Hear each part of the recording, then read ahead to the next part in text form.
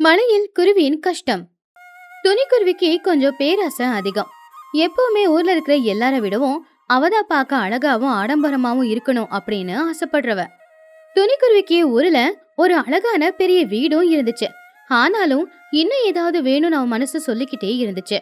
துணி ஒரு நாள் பட்டணத்துக்கு போகும்போது யாருக்கும் தெரியாம ஒரு லாட்டரி டிக்கெட்டை வாங்கிக்கிட்டு வந்தா. அதுல அவளுக்கு பணம் விழுந்ததுன்னா ஒரேடியா 1,00,000 அவளுக்கு கிடைக்கும். இப்படியே சில நாட்கள் போச்சு. ஒரு நாள் அந்த ஊரோட போஸ்ட்மேனான கொக்கு தாத்தா துணியோட வீட்டுக்கிட்ட வந்து துணி வீட்ட கதவை தட்டி இப்படி சொல்லுச்சு. என்னம்மா துணி, வீட்டுக்குள்ளதான் இருக்கியா? கதவை தொறுமா, உனக்கு ஒரு அற்புதமான வார்த்தையை கொண்டு வந்திருக்கேன்.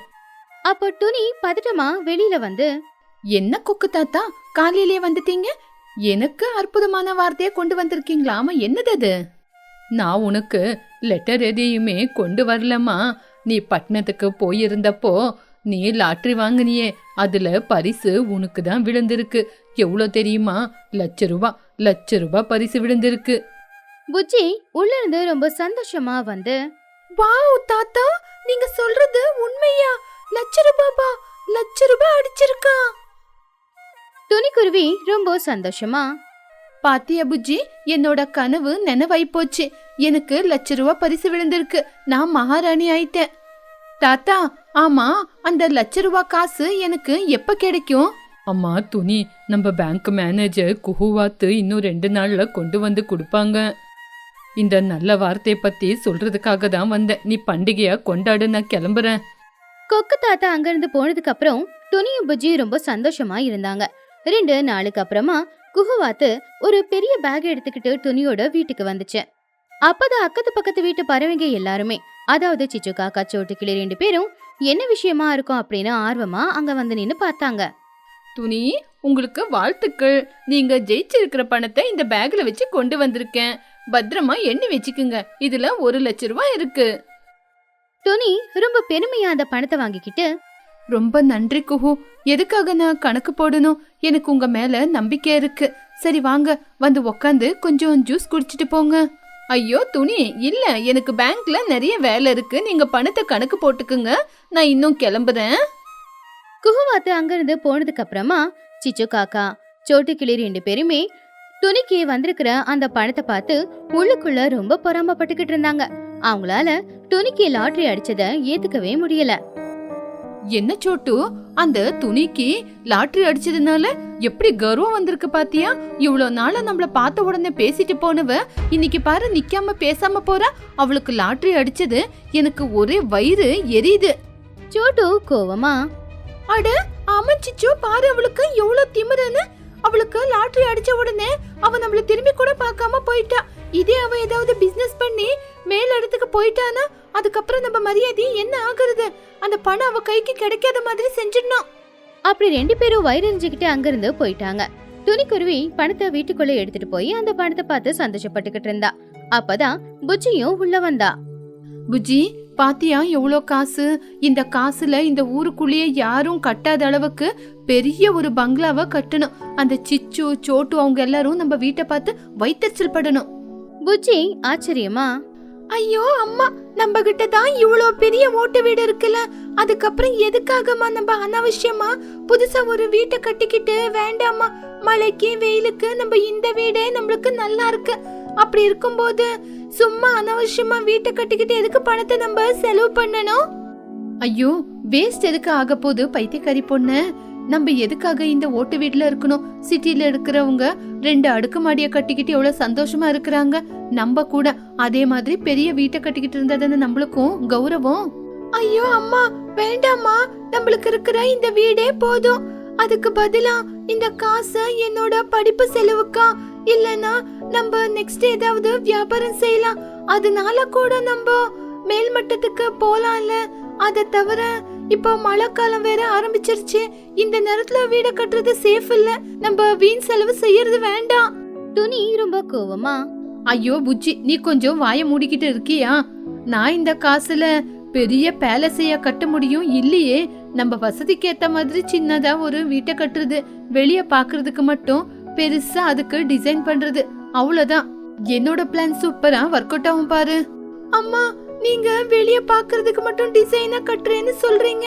ஏதோ கலப்படமான இட்டிகை மணல வச்சே கட்டாதீங்கம்மா, அதனால நம்மளுக்கு தான் பிரச்சனை வந்துரும். ப்ளீஸ்மா, என்னோட வார்த்தைய கேளுங்கம்மா. ஐயோ புஜ்ஜி, கொஞ்சம் வாய மூடுறியா? நான் இந்த காசால வெளிய பார்க்க மட்டும் ஒரு அழகா ஒரு வீட்டை கட்டிக்கிட்டு மிச்ச காசுல double door fridge, washing machine, அதுக்கப்புறம் 65 இன்ச்சில் ஒரு டிவி எல்லாம் வாங்குற. ஊர் ஜனங்க நம்மள பார்த்து அழுவணும். அப்படி புஜ்ஜி எவ்வளவுதான் சொன்னாலும் துணி அதை காதுல போட்டுக்காம அவகிட்ட இருக்கிற பணத்துல அவளுடைய வீடு இருக்கிற பக்கத்துல காலியா இருக்கிற இடத்துல 2 மாடி வீடு ஒண்ணு கட்டுனா. ஆனா செலவை குறைக்கணுங்கிறதுக்காக தரமில்லாத பொருட்களை வச்சு 2 மாடி வீடு அழகாதான் கட்டினா. ஆனா அது ஸ்ட்ராங்கா இருக்கல. மிச்சம் இருக்கிற பணத்துல டிவி, சோஃபா, ஏசி இது எல்லாத்தையும் வாங்கி அந்த புது வீட்டுல வச்சா. அந்த புது வீட்டு கிரகப்பிரவேசத்துக்கு போயிட்டு வந்த சோட்டு சிச்சு 2 பேருமே வயிறறிஞ்சுக்கிட்டு இருந்தாங்க. இப்படியே சில நாட்கள் போச்சு. துணியும் புஜ்ஜியும் அந்த புது வீட்டுல வாழ்ந்துகிட்டு இருந்தாங்க. துணி எப்பவுமே அந்த வீட்ல ஏசி, ஃபேனு எல்லாத்தையும் போட்டுக்கிட்டே இருப்பா. ஒரு நாள் மதிய நேரம் ஆகாயம் மேகமூட்டமா இருந்துச்சு. நல்லா சில்லுன்னு காத்தும் வீசிக்கிட்டு இருந்துச்சு. நல்லா சில்லுன்னு மெதமா வீசிக்கிட்டு இருந்த அந்த காத்து திடீர்னு ஒரு பெரிய புயல் காத்து மாதிரி வீசுச்சு. அத பார்த்து புஜ்ஜி, அம்மா பாத்தீங்களா, வெளிய காத்து எவ்வளவு வேகமா வீசுது, மரங்க கூட பயங்கரமா காத்துக்கு ஆடுது. துணி டிவிய பாத்துக்கிட்டு, காத்தடிச்சா அடிக்கிட்டும் புஜ்ஜி, நம்மளுக்கு என்ன, நம்ம நல்லா பத்திரமா தானே இருக்கோம். அந்த காத்து சத்தம்லாம் நம்மளுக்கு கேட்காது. புது சீரியல் போட்டாங்க, நீ பாரு. வேகமா காத்து வீசிக்கிட்டு இருக்கும்போது துணி தரமையில்லாத பொருட்களை வச்சு கட்டியிருந்த அந்த புது வீடு அந்த வீசுற காத்துக்கு தாங்க முடியாம மெதுவா அசைய ஆரம்பிச்சுது. கொஞ்ச நேரத்திலேயே வீட்டுக்குள்ள இருக்கிற செவுரு எல்லாமே விரிசல் விடுற சத்தம் கேட்டுச்சு.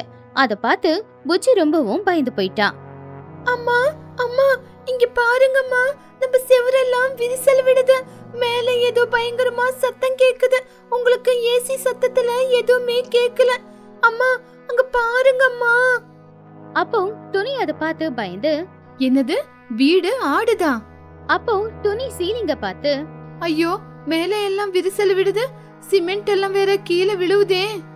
புச்சி அழுதுகிட்டே, அம்மா நான் அன்னைக்கே சொன்னேன், குறைச்சலான பணத்துல சிமெண்ட் வாங்கி வீட்டை கட்டாதீங்கன்னு. ஆனா நீங்க என் பேச்சு கேட்கவே இல்ல. இப்ப பாத்தீங்களா?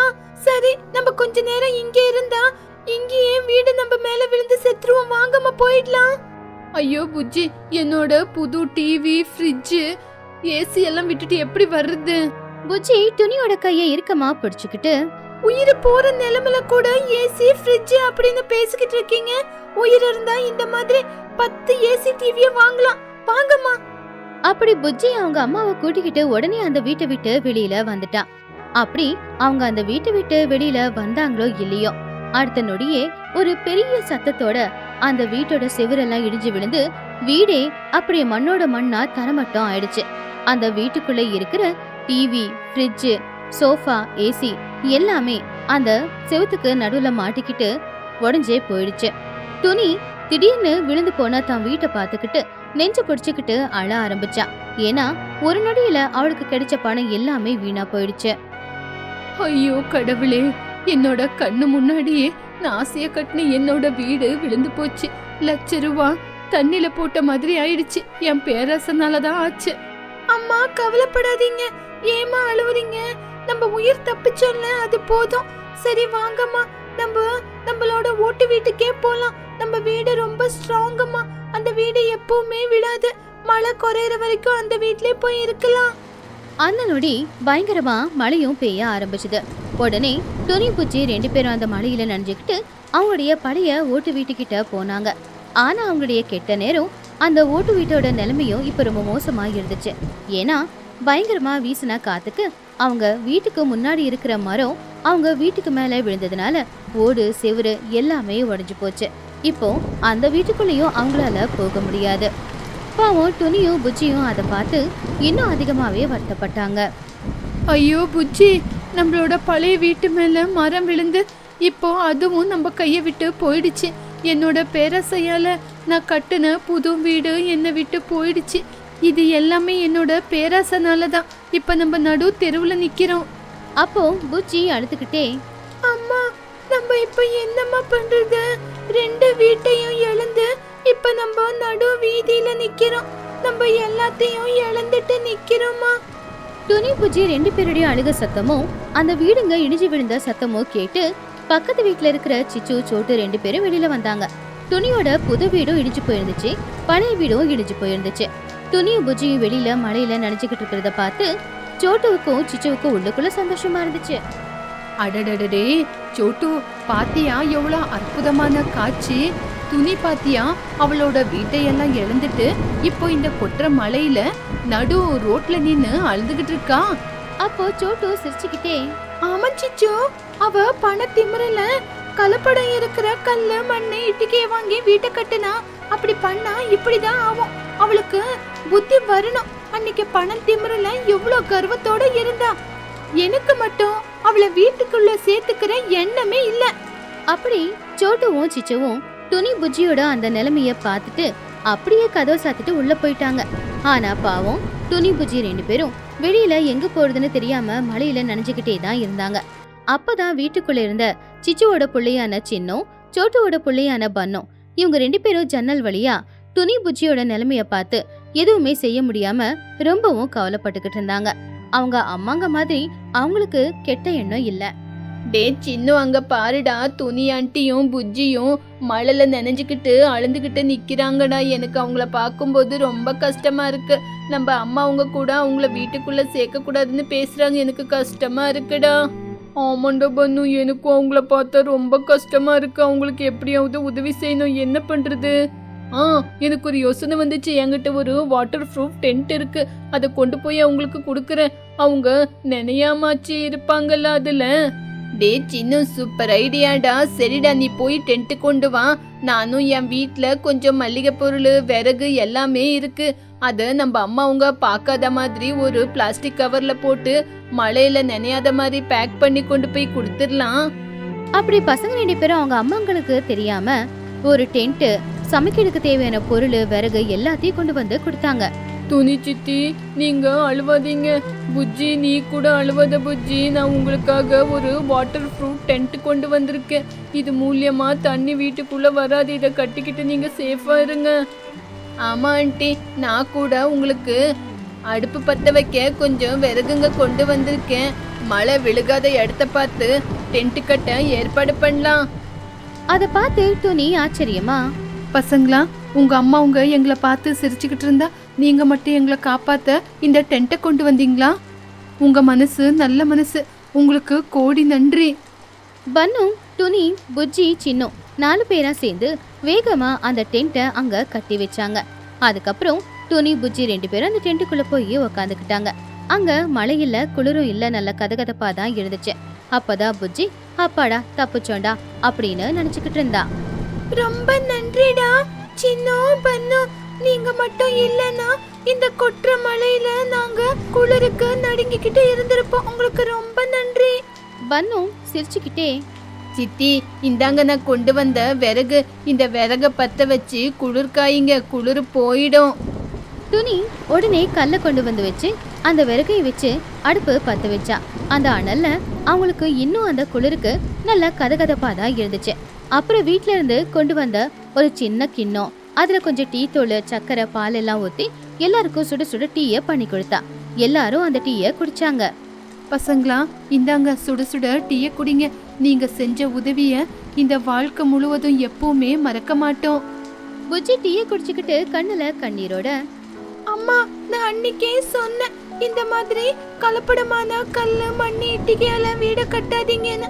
ஆனா நீங்க தான் இந்த ஊர்லயே நம்மள விட அழகா வீடு யாரும் கட்ட முடியாதுன்னு பேராசைப்பட்டு அந்த மாதிரி வீட கட்டிட்டீங்க.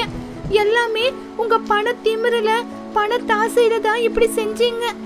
இப்போ நம்ம இருந்த ஓட்டு வீடு மேலயும் மரம் விழுந்து போச்சு. இப்ப நம்மளுக்கு இருக்கிறதுக்கு வேற வீடே இல்லை. இந்த இயற்கை முன்னாடி நம்ம பண திமிரு, நம்மளோட ஆசை எதுவுமே நிக்காது. இப்ப பாத்தீங்களா நம்ம நிலைமைய? துணி கண்ணுல கண்ணீரோட அவ செஞ்ச தப்ப ஏத்துக்கிட்டா. புஜ்ஜி, நீ சின்ன குழந்தையா இருந்தாலும் எனக்கு புரியுற மாதிரி தெளிவா எடுத்து சொன்ன. ஆனா இவ்வளோ பெருசா வளர்ந்து நான் தான் புத்தி இல்லாம பணம் வந்த உடனே பணத்து மேல ஆசைப்பட்டு பெரிய ஆடம்பரம் வாழ்க்கைய வாழணும் அப்படின்னு கலப்படமான மண்ணு இட்டிக்கை எல்லாம் வச்சு வீடை கட்டி இன்னைக்கு இந்த கொற்ற மலையில எல்லாத்தையும் இழந்து நடு வீதியில நின்னுக்கிட்டு இருக்கேன். ஆனா இந்த பசங்க ஒத்துமைனா என்ன, உதவி செய்யறதுன்னா என்னன்னு இந்த பசங்க எனக்கு கத்து கொடுத்துருக்காங்க. இதுக்கப்புறம் நான் கஷ்டப்பட்டு கூலி வேலை செய்வேன். ஆண்டி கவலைப்படாதீங்க, ஒவ்வொரு நேரத்திலையும் உங்க கூடியே இருந்து நாங்க உதவி செய்வோம். அப்படி அன்னையிலிருந்து துணிக்குருவி அவளுடைய ஆடம்பர செலவு, அழகுக்கு முக்கியத்துவம் கொடுக்கறது, அவளுடைய சொந்த விருப்பத்துக்கு முக்கியத்துவம் கொடுக்கறது, இதை எல்லாத்தையுமே விட்டுட்டு தான் பொண்ணு நல்லபடியா பாத்துக்கணும்னு நினைச்சு கஷ்டப்பட்டு கூலி வேலைக்கு போய் உழைக்க ஆரம்பிச்சான். அதுல வர வருமானத்துல அவ பொண்ணு புஜ்ஜி கூட அதே டென்ட் வீட்ல வாழ்ந்துகிட்டு புது வீடு கட்டுறதுக்கு கொஞ்சம் கொஞ்சமா அவ பணத்தை சேர்த்து வச்சுக்கிட்டே தான் இருந்தா. புஜ்ஜி பன்னு 2 பேருமே உயிர் நண்பர்கள். அவங்க 2 பேரும் ரொம்பவும் கஷ்டப்பட்டு பட்டணத்துல டிகிரிய கம்ப்ளீட் பண்ணிட்டு ஊருக்கு வந்தாங்க. அவங்க 2 பேரு கூடவே சேர்ந்து படிச்ச சின்ன காக்காவுக்கு படிச்ச உடனேயே சிட்டில ஒரு நல்ல சாஃப்ட்வேர் கம்பெனில ஒரு நல்ல வேலை கிடைச்சது. அப்படி அவன் அங்க செட்டில் ஆனா. ஆனா டிகிரி முடிஞ்சதும் புஜ்ஜி பன்னு 2 பேரும் வேலைக்காக முயற்சி பண்ணாம வீட்ல சந்தோஷமா இருந்தாங்க. வேலை வெட்டி எதுவுமே இல்லாம சும்மா ஊர் சுத்திக்கிட்டு நேரத்தை வீணாக்கிக்கிட்டு இருந்தாங்க. இத பார்த்து அவங்களுடைய அம்மாக்களான துணிக்குருவி, சோட்டுக்கிளி 2 பேரும் அவங்கள ஏதாவது செய்ய சொல்லி திட்டிக்கிட்டே இருப்பாங்க. ஆனா பசங்க ஒண்ணுமே செய்யல. ஒரு நாள் காலையில துணி ரொம்ப கோவமா, ஏண்டி புஜ்ஜி, இன்னும் எவ்வளவு நேரம் தான் படுத்து தூங்கிக்கிட்டு இருப்ப? டிகிரி படிச்சிருக்கேன் அப்படின்னு ஒரு முழுக்க சொல்லிக்கிட்டு சுத்துனது மட்டும்தான். இன்னும் எப்ப பார்த்தாலும் கும்பகர்ணி மாதிரி தூங்கிக்கிட்டே இருக்கேன். அந்த சின்ன காக்காவை பார்த்து கத்துக்கடி. அவனும் உன் கூட தானே படிச்சவன். சூட்டு பூட்டு போட்டுக்கிட்டு பட்டணத்துல பெரிய உத்தியோகம் செஞ்சுக்கிட்டு சந்தோஷமா இருக்கான். அப்போ தூங்கிக்கிட்டு இருந்த புஜ்ஜி எழுந்திருச்சு, ஐயோ என்னம்மா காலையில உட்கார வச்சு பாடம் எடுத்துக்கிட்டு இருக்கீங்க? டிகிரி படிச்சு என் மண்டையெல்லாம் சூடு புடிச்சு போயிருக்கு. ஒரு 6 மாசம் நிம்மதியா வீட்ல ஓய்வு எடுக்கலாம்னா விடுறீங்களா? எப்ப பார்த்தாலும் அந்த சின்னுவ பாருன்னு ஏதாவது சொல்லிக்கிட்டே இருக்கீங்க. கொஞ்ச நாள் நிம்மதியா இருக்க விட மாட்டீங்களா? நான் வேலைக்கு போறேம்மா. அப்போ சோட்டு அங்க வந்து, என்ன துணி, இன்னும் உன் பொண்ணு கூட படுத்து தூங்கிக்கிட்டு இருக்காளா? இவங்க எப்பதான் பாடத்தை படிக்க போறாங்கன்னே தெரியல. நான் கஷ்டப்பட்டு கடையில வேலை செஞ்சு என் பையனை படிக்க வச்சேன். ஆனா அவன் வேலைக்கு போகாம படுத்து தூங்கிக்கிட்டு இருக்கான். இன்னும் எவ்வளவு நாளைக்கு தான் இவங்களுக்கு புத்தி சொல்றதுன்னு தெரியல. அப்போ பன்னுவும் அங்க வந்தான். என்னம்மா காலையிலேயே துணி சித்தி வீட்டுக்கு வந்து என் மேல ஏதோ சாடி சொல்லிக்கிட்டு உக்காந்துருக்கீங்க? நான் எங்கம்மா வீட்டுல சும்மா இருக்கேன். நான் கிரவுண்டுக்கு போய் கிரிக்கெட் ஆடுறது இல்லையா? வேலை எங்களை தேடி வரும், எதுக்காக கவலைப்படுறீங்க? சோட்டு ரொம்ப கோவமா, வாய மூடுடா சோம்பேறி. என்னடா நான் எதை பேசினாலும் எகுத்தே பேசிக்கிட்டு இருக்கேன். நீங்க இப்படி எகுத்து பேசுறதுக்கு தானா கஷ்டப்பட்டு படிக்க வச்சது. இனிமே நான் உன்னை பத்தி எதுவுமே கேட்க மாட்டேன். நீ என்ன வேணா செஞ்சுக்கோ. அம்மாக்கள் எவ்வளவுதான் சொன்னாலும் பசங்க 2 பேரும் அவங்க மனச மாத்திக்கல. ஒரு நாள் சாயந்தர நேரம் பன்னு கிளியும் புஜ்ஜி குருவியும் ஊரோட எல்லையில இருக்கிற ஒரு குளத்துக்கு போய் அங்க தண்ணியில காலை விட்டு சந்தோஷமா விளையாடிக்கிட்டு இருந்தாங்க. சரியா அதே நேரத்துலதான் அந்த பக்கமா வந்துகிட்டு இருந்த மகிக்கழுகு இவங்க 2 பேரும் உக்காந்துகிட்டு இருக்கிறத பார்த்து உடனே அவங்க பக்கத்துல வந்துச்சு. அட என்ன பசங்களா, ஆத்தங்கரையில சந்தோஷமா காலை தண்ணியில விட்டுக்கிட்டு விளையாண்டுக்கிட்டு உக்காந்துருக்கீங்க. ஆமா, நீங்க டிகிரி படிச்சு வருஷம் கழிஞ்சிருச்சு. இன்னுமா உங்களுக்கு பொறுப்பு வரல? இன்னும் எத்தனை காலத்துக்கு வீட்லயே உக்காந்துருக்க பாக்குறீங்க? நீங்க பெரிய பசங்க தானே, ஏன் உங்களுக்கு புத்தி இல்ல? ஏதாவது வேலைக்கு போக வேண்டியது தானே? அப்போ புஜ்ஜி கொஞ்சம் கவலையா, இல்ல மகி ஆண்டி, நாங்க வேலைய தேடிக்கிட்டு இருக்கோம். வேலை எங்களை தேடி வரும். என்னது வேலை உங்களை தேடி வருமா? நீங்க தானே வேலையை தேடி போனோம். டிகிரி படிச்சுட்டு அந்த சர்டிபிகேட்டை என்ன பார்த்து ரசிக்கிறதுக்கு வீட்டுல வச்சிருக்கீங்களா? அந்த சின்னுவ பாத்தீங்களா? அவங்க அம்மா கஷ்டப்பட்டு படிக்க வச்சதுக்கு அத பலனா அவன் மாசம் 50,000 ரூபாய் சம்பாதிக்கிறான். உங்க அம்மா உங்க கூட உங்களை கஷ்டப்பட்டு தானே படிக்க வச்சாங்க. உங்களுக்கு கொஞ்சம் கூட வெக்கம் இல்ல? மகி சொன்னதை கேட்டு புஜ்ஜி பனுவுக்கு என்ன சொல்றதுன்னு தெரியல. அவங்க 2 பேரும் தலை குனிஞ்சு உக்காந்துக்கிட்டு இருந்தாங்க. அப்பதான் அந்த பக்கமா லூசி குஹோ 2 பேருமே வந்தாங்க. அவங்களும் மகிக்கு ஏத்தாப்புல தான் பேச ஆரம்பிச்சாங்க. ஆமா மகி, உண்மையிலேயே இவங்களுக்கு வெக்கம் எல்லாம் ஒண்ணு இல்ல. நீங்க சொன்ன மாதிரி இவங்க அம்மா காலையில இருந்து சாயந்தரம் வரைக்கும் கஷ்டப்பட்டு வயல்ல வேலை செய்யறாங்க. அந்த பொறுப்பு இவங்களுக்கு இருக்கா? இவங்களுக்கு வெக்கம் ஒண்ணுமே இல்ல. ஆமா மகி, நீங்க சொல்றது என்னவோ உண்மைதான். இவங்கள சொல்லி எந்த பிரயோஜனமும் இல்ல. இவங்களோட அம்மா அவங்க இவங்கள சந்தோஷமா வளர்த்துட்டாங்க. இவங்களுக்கு நம்மளால புத்தி சொல்ல முடியாது. வாங்க போலாம். அப்படி அவங்க எல்லாரும் புஜ்ஜி பன்னுவ ரொம்பவும் கிண்டலா பேசிட்டு அங்கிருந்து போயிட்டாங்க. அவங்க பேசினது புஜ்ஜிக்கும் பன்னுக்கும் ரொம்பவும் கவலையாயிடுச்சு. ஒரு நாள் ஊருக்கு மத்தியில இருக்கிற லூசியோட டீ ஸ்டால் கிட்ட சோட்டுவும் துணியும் டீ குடிக்கிறதுக்காக வந்திருந்தாங்க. அப்ப அதே இடத்துலதான் மகிக்கழுகு சிச்சு காக்காவும் நின்னுக்கிட்டு இருந்தாங்க. அவங்க எல்லாரும் துணியை சோட்டுவ டார்கெட் பண்ணாங்க. என்ன துணி, உன் பொண்ணு எப்ப பார்த்தாலும் ஆத்தங்கரையில பன்னு கூட உக்காந்துக்கிட்டு பேசிக்கிட்டே அரட்டை அடிச்சுக்கிட்டு இருக்கா. இதுக்கு அவளை டிகிரி படிக்க வச்ச காசு இருந்திருந்தா இந்நேரம் அவளை கல்யாணம் பண்ணி அனுப்பியிருந்தா உனக்கு பேரனோ பேத்தியோ பிறந்திருப்பாங்க. அட பாவம் சோட்டு, உன்னோட பையன் பன்னு கூட அப்படிதான் உக்காந்து புஜ்ஜி கூட பேசிக்கிட்டே இருக்கான். பாவம், நீ கூட அவனை ரொம்ப கஷ்டப்பட்டு படிக்க வச்ச. ஆனா என்ன பிரயோஜனம்? அரட்டை அடிச்சுக்கிட்டே சுத்துறானே. இவங்க இப்படியே இருந்தா ஊருக்குள்ள உங்களுக்கு மரியாதையே கிடைக்காது. இவங்களுக்கு யாருமே மாப்பிளைய கூட கொடுக்க மாட்டாங்க. ಅವರು ಎಂತ ಬುದ್ಧಿವಂತರು. ನೀವು ನಿಮ್ಮ ಮಕ್ಕಳನ್ನ ತಲೆ ಮೇಲೆ ಹಸಿ ಕೂರ್ಸಿದ್ರೆ ಅದಕ್ಕೆ ಅವರು ಇಷ್ಟನ್ ಕಲ್ತಿರೋದು. அப்படி ஊருக்கு மத்தியில துணி சோட்டுவ பத்தியும் அவங்க பிள்ளைங்கள பத்தியும் அவங்கள இவங்க வளர்த்தத பத்தியும் ரொம்பவும் அவமானமா பேசினதுனால பாவம் துணி சோட்டு 2 பேருமே ரொம்பவும் கவலைப்பட்டாங்க. அவங்க கண்ணுல இருந்து கண்ணீர் வந்துச்சு. உள்ளுக்குள்ள பயங்கரமான கோவமும் வந்துச்சு. யாருக்கும் எந்த ஒரு பதில கொடுக்காம நேரா அவங்க வீட்டுக்கு வந்துட்டாங்க. அவங்க வீட்டுக்கு வந்து சேரும்போது புஜ்ஜி பன்னு 2 பேருமே வீட்டு திண்ணையில உக்காந்துக்கிட்டு கதை பேசிக்கிட்டு இருந்தாங்க. அவங்க வெட்டியா உக்காந்து பேசிக்கிட்டு இருக்கிறத பார்த்து கோவத்தோட வந்த துணியும் சோட்டுவுக்கும் அவங்கள போட்டு சரியா நவுத்துன போல கோவம் வந்துச்சு. என்னங்கடி 2 பேரும் சேர்ந்துக்கிட்டு இப்படி சிரிச்சுக்கிட்டே இருக்கீங்களே, உங்களுக்கு மான மரியாதை எதுவுமே இல்லையா? ஊருக்குள்ள நீங்க இப்படி உக்காந்து சிரிச்சு பேசிக்கிட்டு இருக்கிறத பார்த்து எங்களை எல்லாரும் கை கொட்டி சிரிச்சுக்கிட்டு இருக்காங்க. அப்போ சோட்டு பன்னுவ பார்த்து, ஏன் பன்னு, இப்படி வாசப்படியில உக்காந்துக்கிட்டு கதை பேசுறதுக்கா நான் உன்னை அவ்வளோ கஷ்டப்பட்டு படிக்க வச்சது? ஊருக்குள்ள எல்லாரும் உன்னை பத்தி பேசி சிரிக்கும் போது என் உயிரே போற மாதிரி இருக்கு. வாழ்க்கையில ஏதாவது சாதிக்கணும், வேலைக்கு போகணும்னு எண்ணம் இருக்கா இல்லையா? பன்னு அவங்க அம்மாவை பார்த்து பயந்து போயிட்டான். என்ன சித்தி, நாங்க என்ன தப்பு பண்ணோம்? ஊருக்குள்ள யாரோ ஏதோ பேசுறாங்கன்னு இப்படி எங்களை வந்து எதுக்காக தீத்திக்கிட்டு இருக்கீங்க? ஓஹோ, நீங்க எந்த தப்பும் செய்யலையா? சாப்பிட்டு இப்படி திண்ணையில உக்காந்து பேசுறது தப்பு இல்லையா? அந்த சின்ன அவங்க அம்மா எங்க 2 பேரையும் நடு ரோட்ல நிக்க வச்சு நீங்க வேலைக்கே போறது இல்லைன்னு எல்லாரும் முன்னாடியும் எவ்வளவு அவமானப்படுத்தினாங்க தெரியுமா? அவங்க முன்னாடி நாங்க தலை குனிஞ்சு நின்னோம். அப்போ புஜ்ஜி அழுதுகிட்டே, அம்மா யாரோ ஏதோ சொன்னாங்கன்னு நீங்க இப்படி வந்து எங்களை இப்படி திட்டுறீங்களே, அது நல்லதாமா?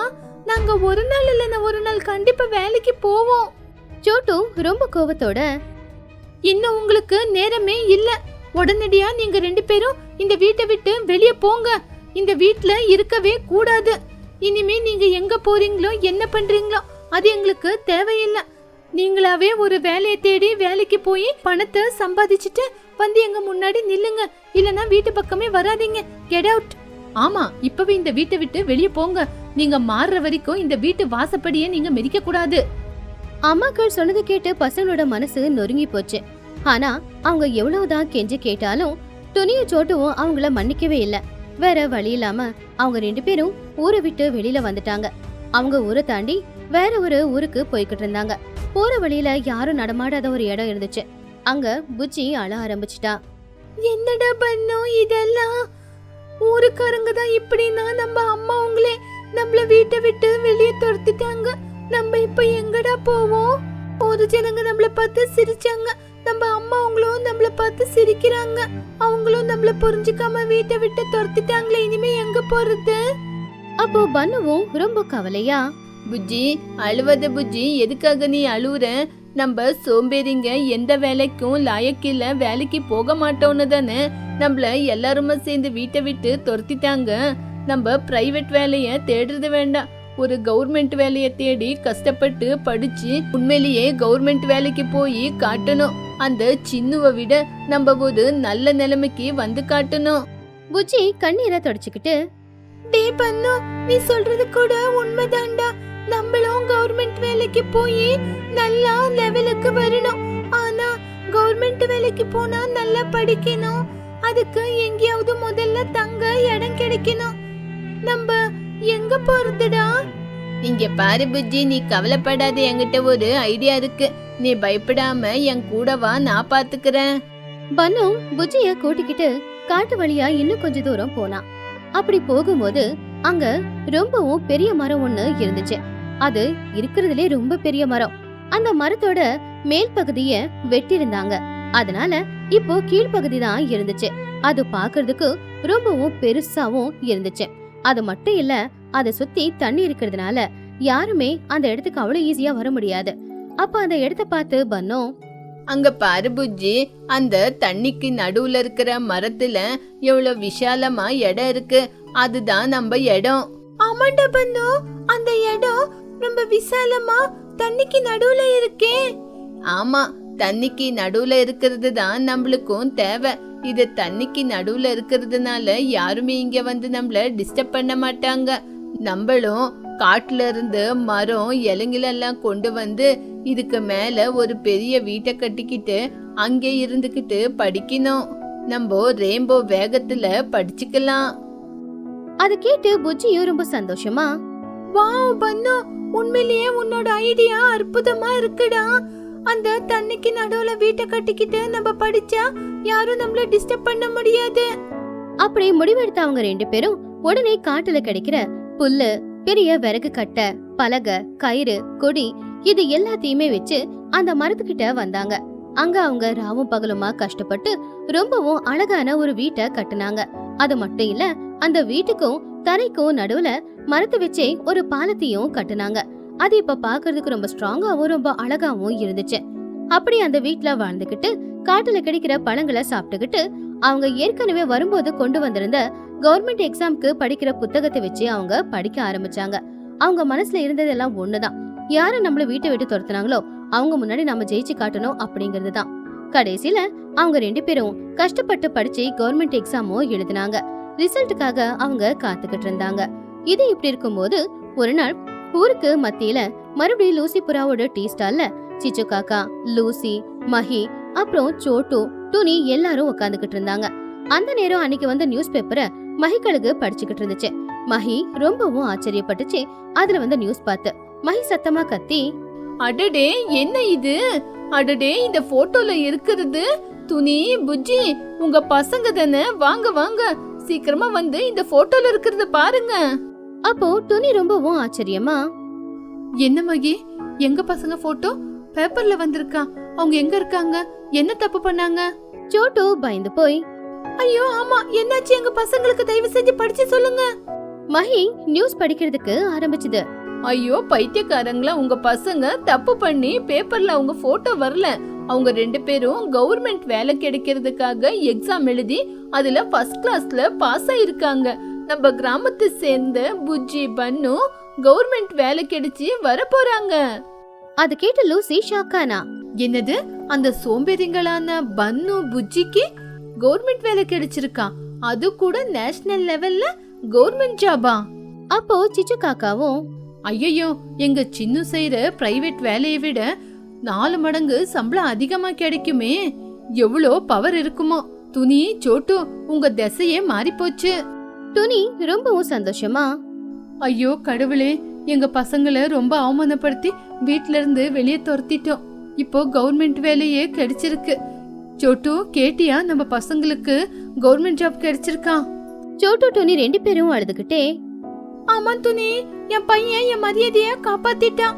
பாவம், நம்ம தான் அவங்கள வீட்டை விட்டு வெளியே துரத்திட்டோம். எவ்வளவு கஷ்டப்பட்டாங்களோ, சாப்பிட்டாங்களோ இல்லையோ, வா அவங்க எங்க இருக்காங்கன்னு தேடி கண்டுபிடிக்கலாம். துணி சோட்டு 2 பேருமே அவங்க பிள்ளைங்களை தேடிக்கிட்டு காட்டு வழியா போனாங்க. அவங்க பின்னாடியே மஹி, லூசி, சிச்சு கூட போனாங்க.